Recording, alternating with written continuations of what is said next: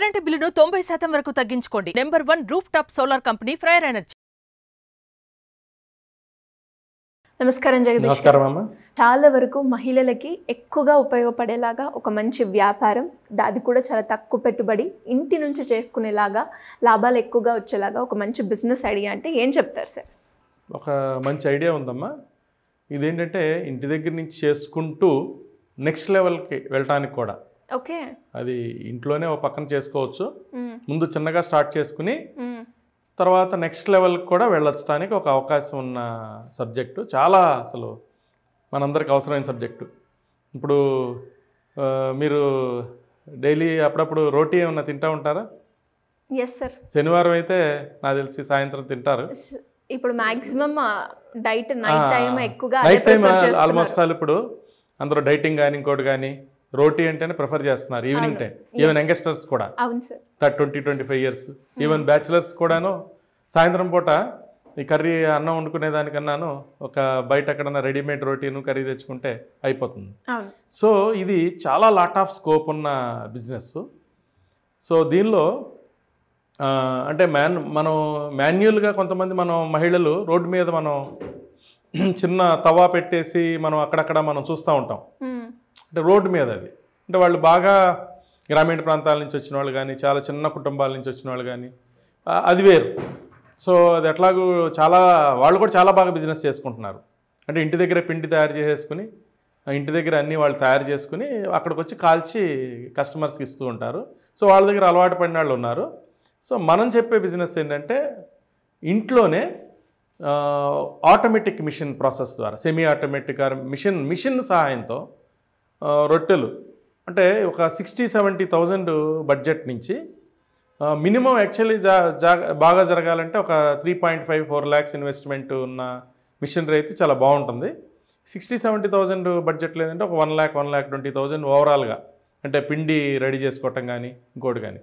అసలు ఏంటి ఈ మనకి ఇళ్లలోనే కానీ ఇప్పటికి మనకి నార్త్ ఇండియన్స్ కానీ ఇంకోటి కానీ ఇప్పుడైతే రోటీ అనేది బాగా రకరకాల రోటీ ఉంటాయి. జవార్ రోటీ అని ఉంది, తర్వాత మనకి హోల్ ఆటా మొత్తం గోధుమ పిండితోనే జరిగే రోటీలు ఉంటాయి, తర్వాత రాగి పిండితో చేసే రోటీలు, తర్వాత మిక్స్డ్ ఆటా, సో ఆ రోటీలు అన్ని పిండి కలిపి ఒక రోటీలు.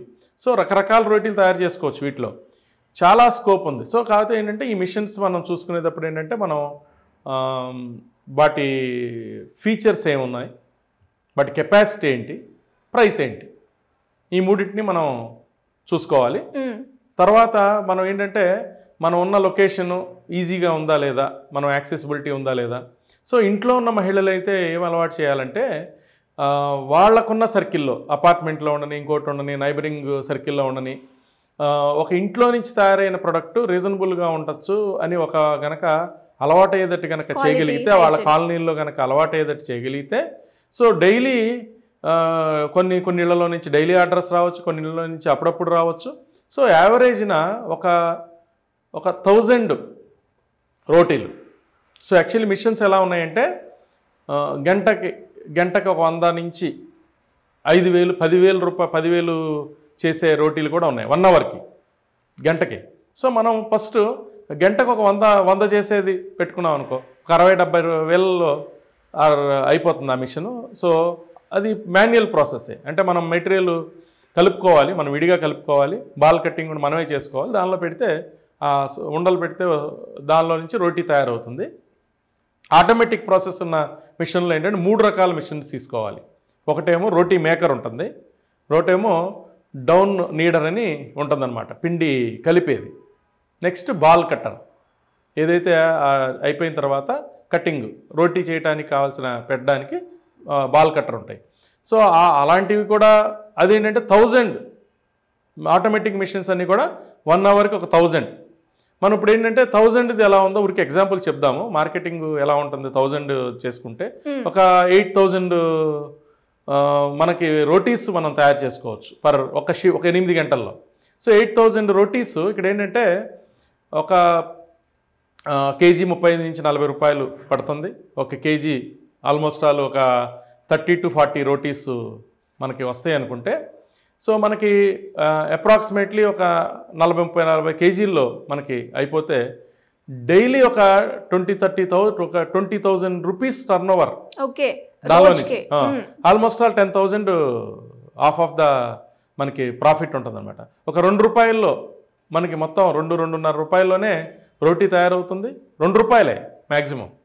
ఏది అన్నీ ఓవర్ హెడ్స్తో కలిపి పిండి అన్నీ కలిపి తయారైతే రిటైలర్ ఎవరైతే ఉన్నారో ₹3.50 ఏది మనం కనుక మనమే డైరెక్ట్గా కనుక ఎవరన్నా సప్లై చేసుకుంటే 5-6 రూపీస్కి మనమే ఇవ్వచ్చు.